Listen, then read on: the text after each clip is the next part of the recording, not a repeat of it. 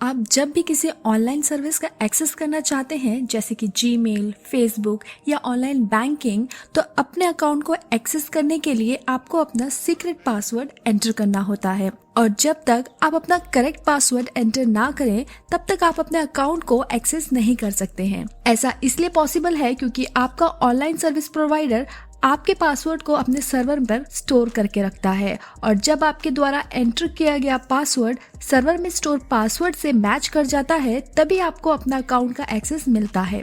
इसका मतलब ये है कि आपके अलावा आपका पासवर्ड आपके सर्विस प्रोवाइडर को भी पता होता है और साथ ही आपकी पीसी से आपके सर्विस प्रोवाइडर के सर्वर तक पहुंचने के दौरान कोई तीसरा व्यक्ति आपके पासवर्ड पर सेंध लगा सकता है। आज के इस युग में जहां डेटा ही सब कुछ है, ये बहुत खतरनाक नजर आता है, लेकिन बिना पासवर्ड रिवील करे आप ये कैसे साबित कर सकते हैं कि आप इस अकाउंट के सही हकदार हैं? आज मेरे चैनल पर हम बात करेंगे जीरो नॉलेज प्रूफ के बारे में, जो कि हमारी इस परेशानी का हल लेकर आ सकता है। आज के जमाने में लोगों की जानकारी को लगातार टैप किया जा रहा है, इसीलिए लोगों का भरोसा ऑनलाइन सिस्टम से उठ रहा है। इस भरोसे और अपनी प्रतिष्ठा को बनाए रखने के लिए सिस्टम में अब कुछ परिवर्तन लाने की जरूरत है। पेट यानी कि प्रिवेसी एनहेंसिंग टेक्नोलॉजीज की एक एडवांस टेक्नोलॉजी है जीरो नॉलेज प्रूफ्स, जो आज के दौर के व्यवसायों को उनके संवेदनशील डेटा को सुरक्षित करने के लिए सुविधाएं उपलब्ध कराती हैं। जीरो नॉलेज इंक्रिप्शन एक नए तरह का प्रोटोकॉल है जो उच्च स्तर की सिक्योरिटी को आज के क्रिप्टो से जोड़ता है। जैसे जैसे कंपनीज का बिजनेस आगे बढ़ता जा रहा है, वो अपने उत्पादों और सेवाओं को और अच्छा बनाने के लिए और अपने डेटा एसेट से कमाई करने के लिए बड़े तौर पर कस्टमर के डेटा को कलेक्ट कर रहे हैं, जिससे बिजनेस साइबर थ्रेट्स और डेटा ब्रीचेस की संभावनाएं काफी बढ़ जाती हैं।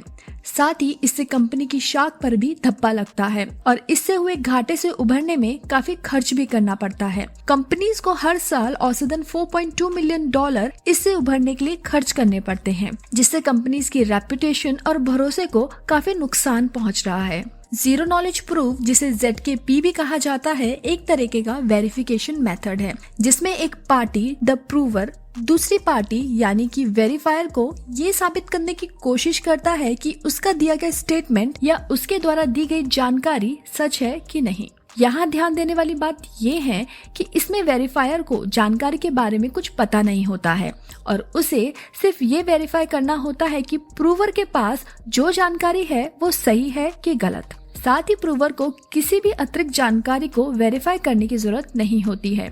इस तरह के प्रूफ सिस्टम को जीरो नॉलेज प्रूफ कहा जाता है और इसका उपयोग आज के आधुनिक क्रिप्टो में किया गया है, जिससे गोपनीयता और सुरक्षा के स्तर को बढ़ाया जा रहा है। जीरो नॉलेज प्रूफ का कॉन्सेप्ट पहली बार 1985 के MIT पेपर में किया गया था। इसमें दिखाया गया था कि पूरी जानकारी को बताए बिना भी कम से कम ये तो एस्टैब्लिश किया जा सकता है कि जानकारी सही है कि गलत। जीरो नॉलेज प्रूफ कैसे काम करता है, इसके पीछे के मूल विचार यानी कि बेसिक आइडिया को ठीक से समझने के लिए एक पॉपुलर एग्जाम्पल है। मान लीजिए कि आपका फ्रेंड जो कि कलर ब्लाइंड है, यानी कि वो रंगों के अंतर को समझ नहीं सकता और उसके पास दो बिल्कुल एक जैसी बॉल्स हैं। दोनों बॉल्स में सिर्फ रंग का ही अंतर है, जहां एक बॉल रेड है और दूसरी ग्रीन।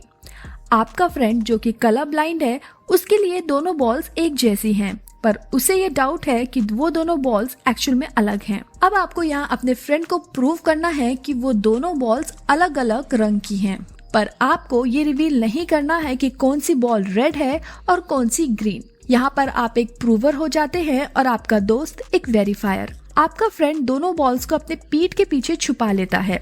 इसके बाद वो दो बॉल्स में से एक को आपको शो करता है और शो करने के बाद वो फिर से उसे अपने पीठ के पीछे छुपा लेता है। पीठ के पीछे वो बॉल्स को स्विच करता है और आपसे पूछता है कि क्या उसने बॉल्स को स्विच किया है। जाहिर है बॉल के रंग के कारण आप उसे आसानी से बता दोगे कि बॉल स्विच करी गई है। आपके दोस्त को थोड़ा हैरानी तो होगी, पर यह महज एक तुक्का होगा। ऐसा सोचकर वो फिर से इस प्रक्रिया को दोहराएगा, पर रैंडमली कभी वो बॉल को स्विच करेगा और कभी नहीं भी कर सकता है।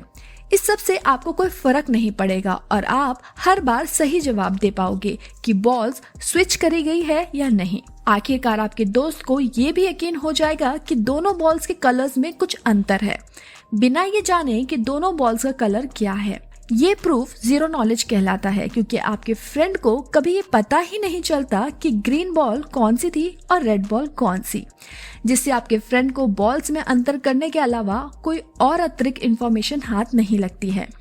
इस तरह की सीरीज को जीरो नॉलेज प्रूफ के असली दुनिया के एप्लीकेशंस में यूज किया जाता है, जो कि कंपटीशन स्टेटमेंट्स को वेरीफाई करने में मदद करता है। एग्जाम्पल के तौर पर जीरो नॉलेज प्रूफ तरीके का यूज करके भुगतान पाने वाला ये वेरीफाई कर सकता है कि भुगतान करने वाले के बैंक अकाउंट में पर्याप्त बैलेंस है कि नहीं, और इसके अलावा कोई और इन्फॉर्मेशन नहीं दी जाती है, जिसमें आपका फोन नंबर, नाम या एड्रेस सेव हो सकता है। इसीलिए आप अपना पर्सनल डेटा देने से यहाँ बच जाते हो। दूसरा पॉपुलर एग्जाम्पल है अलीबाबा's केव स्टोरी, जो ये दर्शाता है कि कैसे इंटरैक्टिव प्रूफ्स काम करते हैं, जिसे आप विकिपीडिया आर्टिकल में भी पढ़ सकते हैं।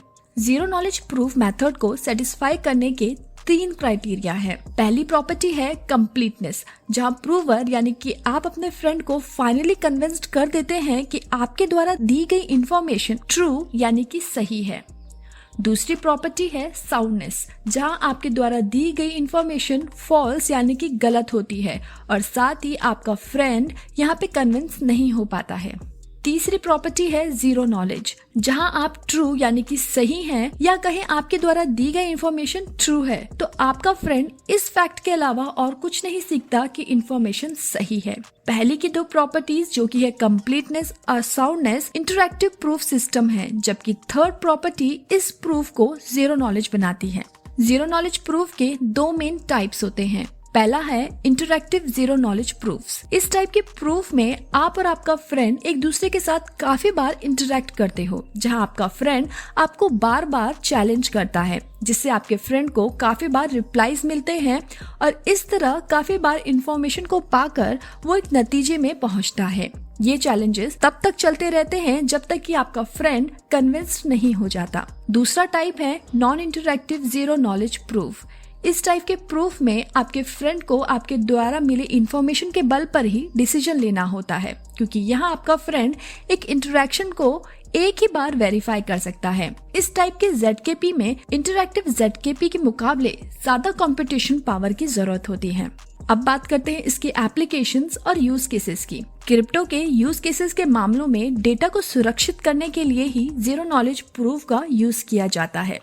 जैसे कि पहला है ऑथेंटिकेशन, जहां ZKP का यूज करके इंसान अपनी पहचान बताए बिना खुद को एक ऑथेंटिकेट यूजर साबित कर सकता है। एग्जाम्पल के तौर पे मान लीजिए कि आप जिस वेबसाइट पर पहुंचना चाहते हैं उसमें एक लॉगिन सिस्टम है, जिसके लिए आपको खुद को वेरीफाई करने के लिए अपनी एज बताना जरूरी है, लेकिन आप अपनी रियल एज बताना नहीं चाहते हैं। ZKP के साथ आप अपनी रियल एज का खुलासा किए बिना ये साबित कर सकते हैं कि आप कानूनी उम्र के हैं। दूसरी एप्लीकेशन है प्रिवेसी प्रिजर्विंग ट्रांजैक्शन। यहाँ ZKPs का यूज ट्रांजैक्शन वेरीफाई करने के लिए किया जा सकता है, जहाँ लेन देन की डिटेल्स को उजागर किए बिना लेन देन किया जाता है। ये विशेष रूप से फाइनेंशियल ट्रांजैक्शंस में काम आता है, जहाँ गोपनीयता महत्वपूर्ण होती है। तीसरी एप्लीकेशन है डिजिटल वोटिंग। यहाँ ZKPs का यूज डिजिटल वोटिंग सिस्टम की इंटीग्रिटी सुनिश्चित करने के लिए किया जा सकता है, बिना ये बताए कि किस व्यक्ति ने कैसे मतदान किया है। चौथी एप्लीकेशन है सिक्योर डेटा शेयरिंग।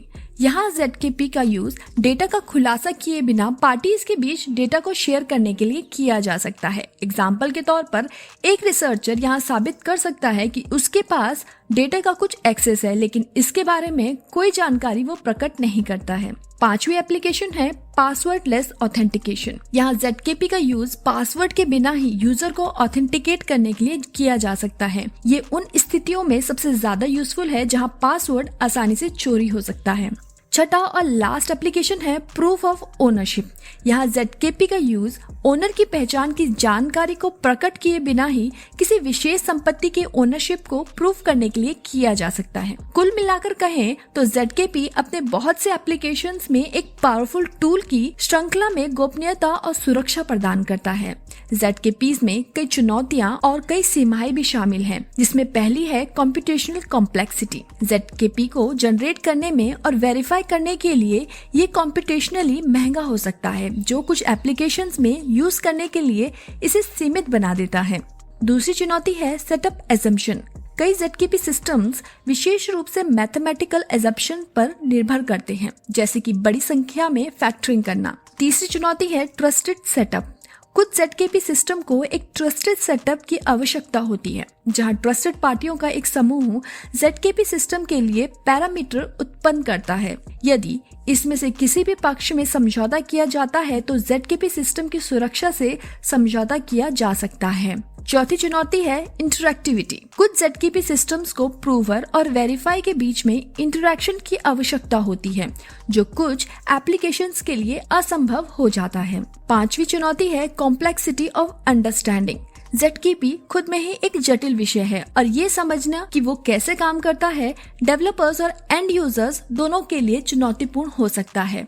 इन चुनौतियों के बावजूद ZKP गोपनीयता और सुरक्षा बनाए रखने के लिए एक पावरफुल टूल हमें प्रदान करता है और प्रेजेंट टाइम में चल रहे रिसर्च में इन चुनौतियों का समाधान को सुधारने और इसमें कुछ और इम्प्रूवमेंट लाने पर ध्यान केंद्रित किया जा रहा है।